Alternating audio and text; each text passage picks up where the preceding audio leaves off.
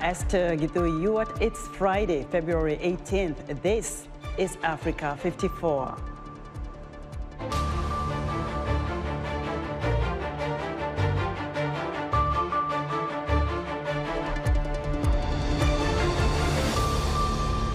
The European Union welcomes African leaders to launch a reset in relations with the continent.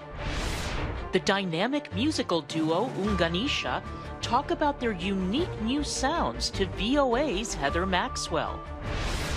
And a South African entrepreneur uses a COVID grant to launch a sweet business.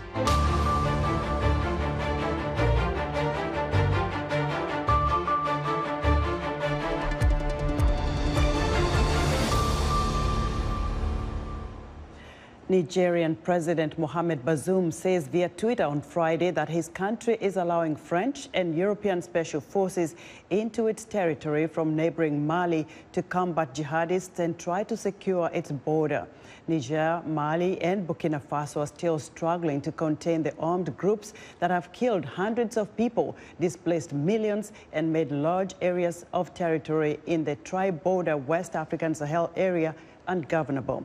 The Nigerian Defense Ministry has announced that an improvised explosive device has killed 5 Nigerian soldiers in the southwest of the Sahel country. The Defense Ministry says an army patrol unit on Wednesday hit the device, killing the soldiers and wounding 2 others.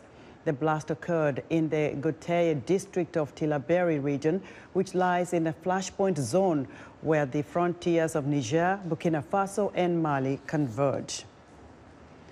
The European Union is meeting for the second day Friday with 40 African leaders in Brussels. The summit is EU's effort to reassert its influence on a continent where China and Russia have made hefty investments inroads. Clara Frank has more. Senegalese President and African Union Chairman Macky Sall called it a summit of a new start, of a renovated partnership. This is the summit of a new start, of a renovated partnership. I hope that our talks can bear fruits on all major themes, be it peace and security, the fight against terrorism, but also the financing of African economies, with the reallocation of special drawing rights and many other issues. I think we will be able to reach a new start. The European Union will offer several packages of support at the summit to bolster health, education, and stability in Africa, and will pledge half of a new €300 billion investment drive launched to rival China's Belt and Road Initiative. European and other wealthy nations were also heavily criticized for hoarding protective equipment and later vaccines during the pandemic, with some African leaders saying the slow pace of donations could lead to vaccine apartheid. Tensions run deeper on other issues between the two continents with colonial ties, including over migration flows and the erosion of democracy in several African countries, some of which have recently seen coups d'etat, including Mali. Africa, which has borne the weight of history for long enough, intends to set itself free from its burden, to be accepted, respected as a fully involved participant in the new dynamics presiding over world governance and forging the common destiny of humanity.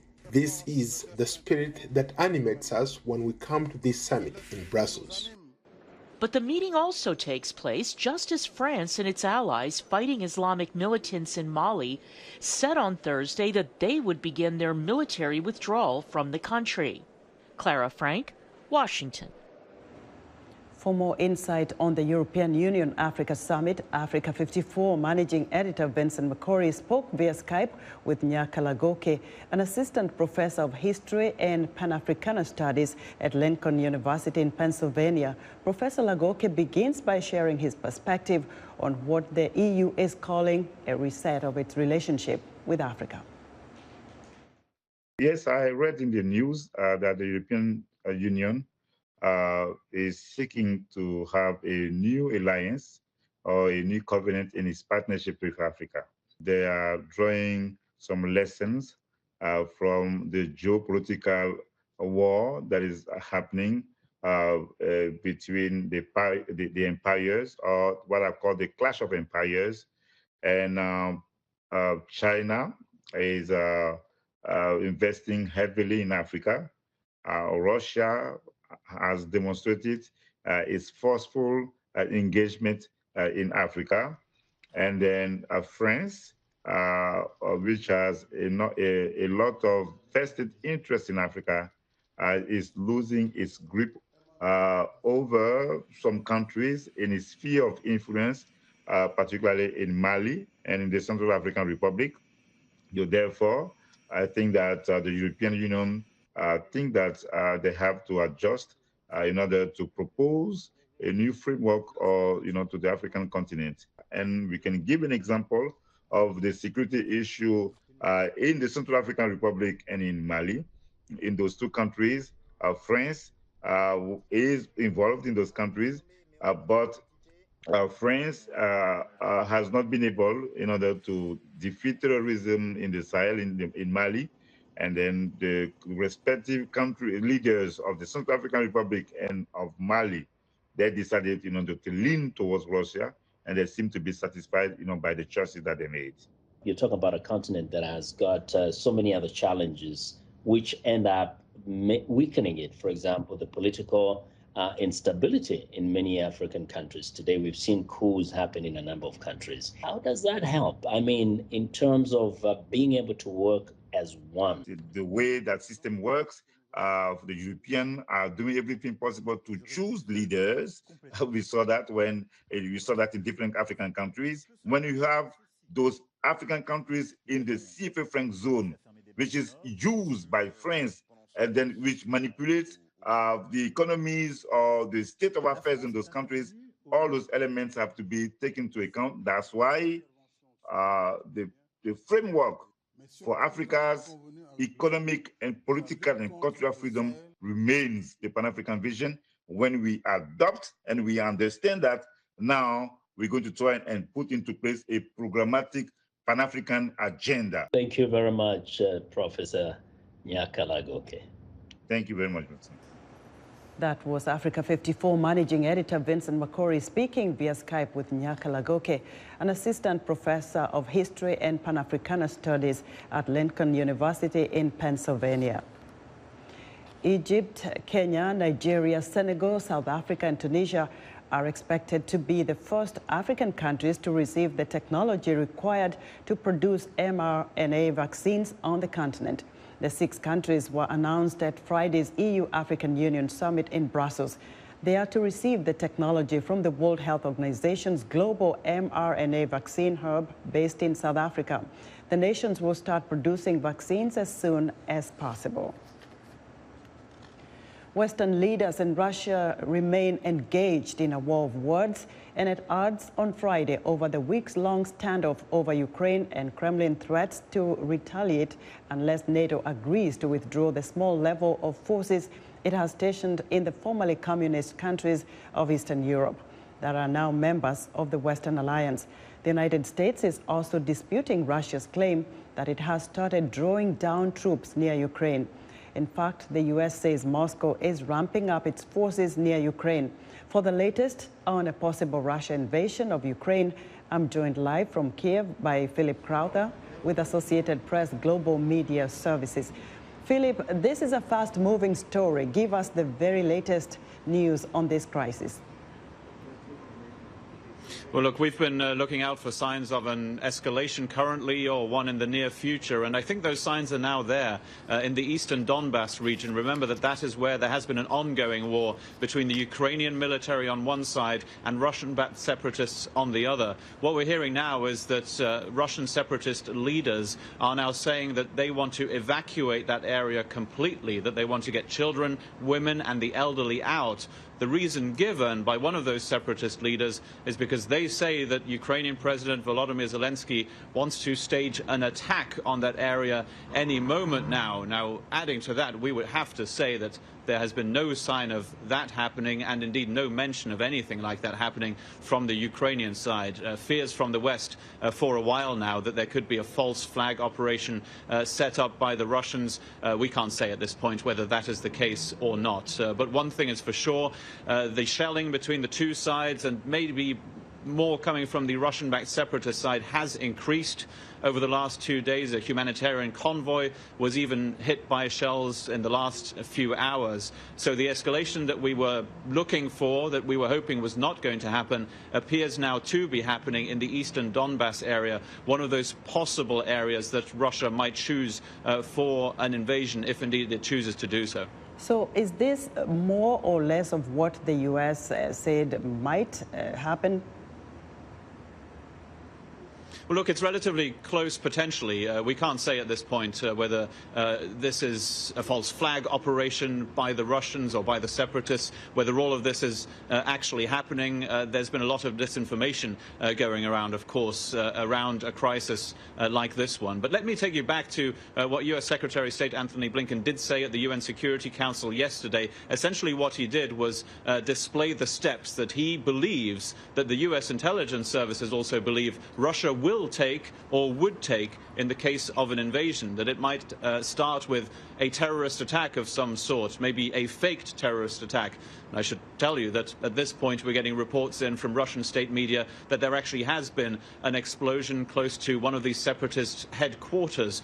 Now we've got to put that into that context potentially of what the United States said might happen, and that would then be followed by rocket attacks on several areas in Ukraine, and then maybe even by a move toward the Ukrainian capital, Kiev, where we are right now.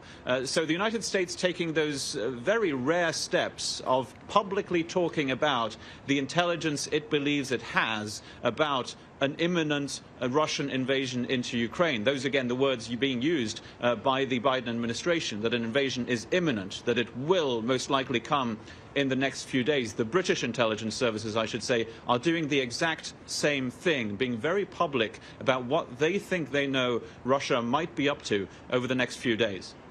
Philip, are there any last chance of diplomacy efforts?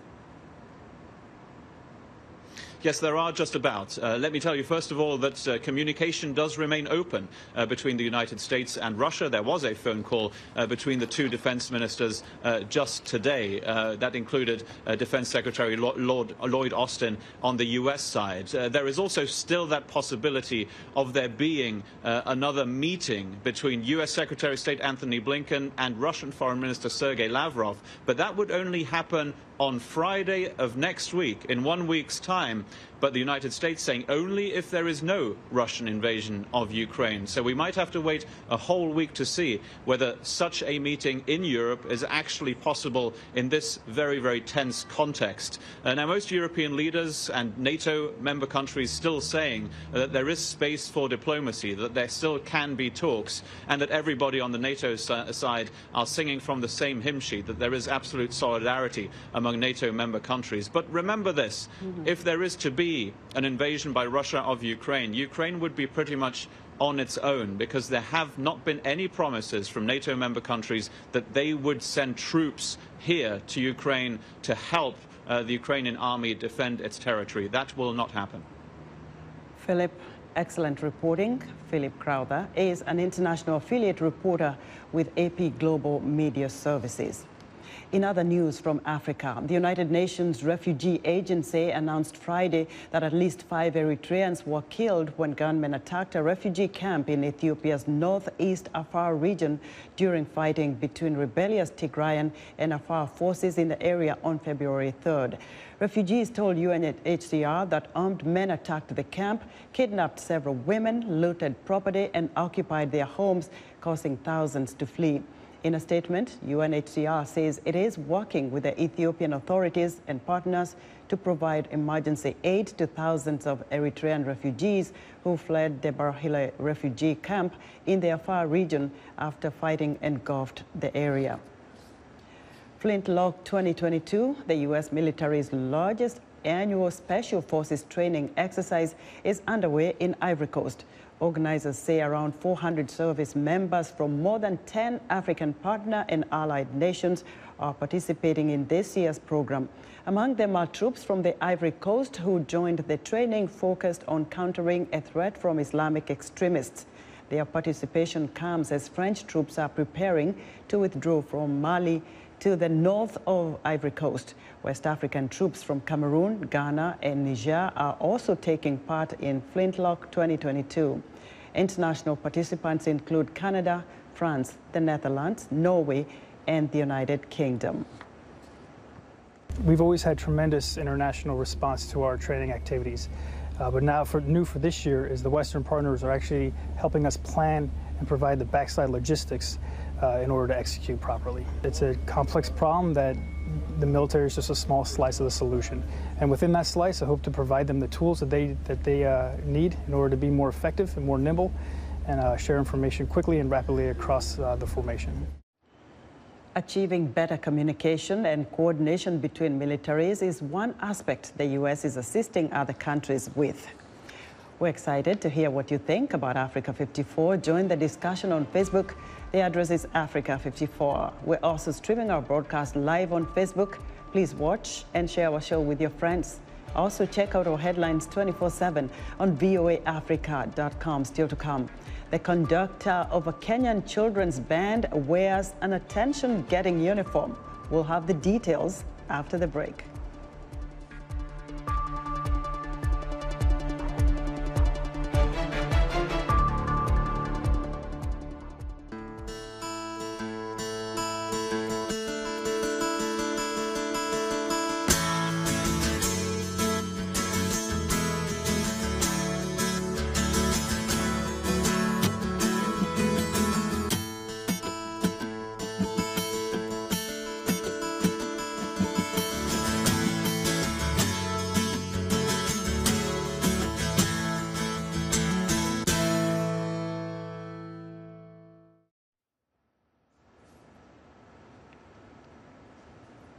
It's time for Entertainment Report, and joining us now is Heather Maxwell, host of VOA's Music Time in Africa radio show.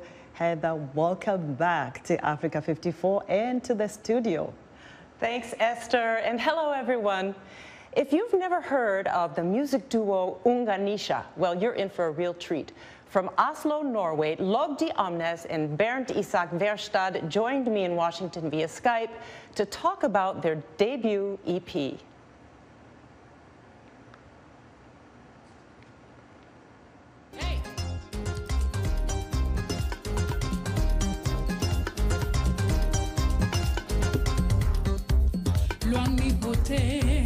Hi, Lobdi. Hi, Bernd.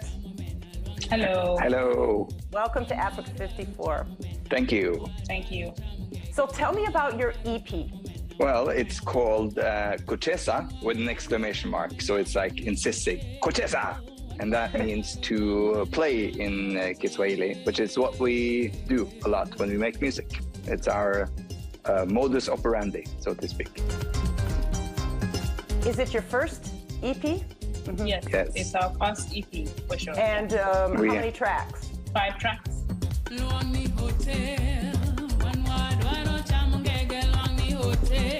Lobdi, you are the singer and the songwriter, but you're also a visual artist. So how much of you as an artist is in this entire work? A beautiful thing about Unganisha and Kucheza the EP is that I've been able to utilize some of my fine art skills. I designed the artwork and the band helped edit. It kind of comes across as a collaboration, even in the visual arts perspective.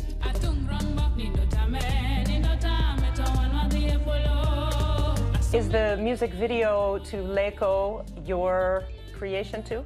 Yes. It was quite hectic actually, making that music video, because we had hired somebody who really did not come through. So what we decided to do out of frustration is just embark on something we'd never done before. So I drew on paper, on A4, and I kept sending the scans to Bernd, who animated them. Yeah, so it's all done in-house. Yeah. Wow, that's amazing. So you, Lobdi, were in Kenya, and Bernd, you were in Norway when you were doing this? Yeah. Well, Bernd, how did you find Lobdi? or vice versa? Labdi, how did you find Barrett? We met in 2016 for the first time in Nairobi. I was searching for someone in the local music scene to get more into the Kenyan music. I organized through a mutual friend of me and Labdi to set up a meeting. So we just had a coffee in Nairobi. There was no plan of any collaboration or anything. We just met and talked and started making our first musical sketches there. And then when I came back to Nairobi, we set up in my hotel room and duct taped a microphone to the desk chair and started recording. So. Well, your music is really refreshing, as you have written in various places that I can see on social media and the web. It's a combination of traditional Kenyan sounds that Labdi pretty much brings to the table with your voice, and you also play that string instrument that I love, orutu. So it's a single stringed fiddle from Western Kenya, and this is what it sounds like.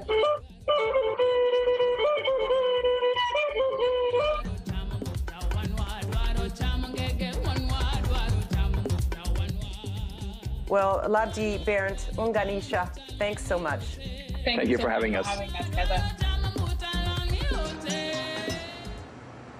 And that's our entertainment report for Friday. Esther, back to you. Heather, thanks for that entertaining music. Be sure to join Heather Maxwell every Friday for an Africa 54 entertainment report. As he conducts a Kenyan children's band, Celestion Murithi wears a broad, dimpled smile in his Kenyan police uniform. It's an unusual sight in Kenya, where police frequently make headlines for extrajudicial actions. Clara Frank reports. Senior Superintendent Celestion Murithi has always had an affinity for music. He says teaching children allows him to connect with the community and sometimes even yields tips on crimes. I'm happy to see I have developed and have given children something extra to do. The only sad part of it, they cannot march and go and play music outside, but we can make some performances. In future, we can try and see whether we can have some performances and play to other schools. The 55-year-old played saxophone in the police band for decades. But 3 years ago, he realized he wanted to share his musical talents with members of his community most in need, students with disabilities. According to rights groups, many children with disabilities are left out of the educational system in Kenya, and only 19% of those kids go on to secondary school. Eliud Kipsang is the head teacher of St. Lillian's. It's an improvement since he came. There's a lot of friendship. The learners are willing to talk to a policeman. The officer here, Mr. Saleh, he never wears uniform. Today he has put it on the uniform, but he normally comes in civilians. So whenever learners see such an officer in civilian clothes, they are free to talk, they are free to interact.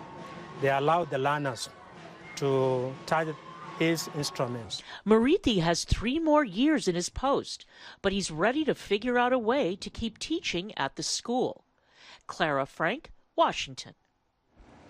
A South African entrepreneur has turned a sweet dream into a reality. He used the government's COVID-19 relief grant to launch an ice cream business. That business is now creating jobs for others at a time when the country faces record high unemployment. Linda Giftash reports from Johannesburg. Some of your favorite. Gourmet ice cream was never a business that photographer and fashion designer Tando Mkubu planned to pursue. But when coronavirus lockdowns hit South Africa and his regular work disappeared, he started thinking out of the box. So I was actually on an app called Pinterest, and I was just looking up food. People who know me know that I really love food. And then I found myself looking at this ice cream, which was interestingly made. And I thought to myself, I've never seen anything like this in Soweto. So I'm like, let me just try it out. Like many others, he was receiving a government COVID unemployment grant of 350 Rand, or roughly $23 a month. He used it to buy ingredients, and he experimented with the help of his siblings and mother. They shared photos of their creations and received orders from friends, family, and even a local celebrity. Luckily, we had a relationship with Mohale, Mohale Mutaung. He's a local celebrity. He liked it. He came through. He took images of the product. Then he posted it. And then obviously he has a lot of people following him. And then those people also loved it. The Soweto Creamery was born, is regularly packed on weekends, and has since gained thousands of followers on social media. Last week, the business received nationwide recognition when President Cyril Ramaphosa acknowledged Makubu's innovative use of the grant during his State of the Nation address. Ramaphosa also announced the grant would be extended another year while unemployment remains at nearly 35%.